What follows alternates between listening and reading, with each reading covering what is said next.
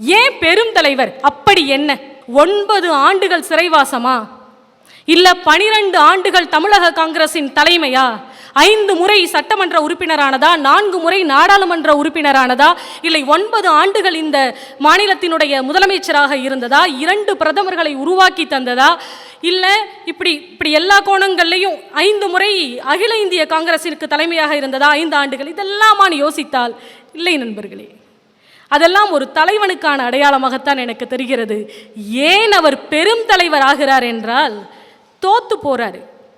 அப்போ போய் சொல்றாங்க, ஐயா நம்ம தோக்கிறதுக்கு பின்னாடி வாக்கு எந்திரத்தில் அது இது வாக்குச்சீட்டுலன்னு சொல்லும்போது, நிறுத்து, நாம தோத்துட்டோம், ஒத்துக்க அப்படிங்கிறார். வெற்றியை கொண்டாட தெரிந்தவராக இருந்திருந்தால் அவர் தலைவராக இருந்திருப்பார். தோல்வியை ஏற்றுக்கொள்ளுகிற மனப்பக்குவம் இருந்தது. அதனால்தான் அவர் பெரும் தலைவராக இன்றைக்கும் பார்க்கப்படுறார்.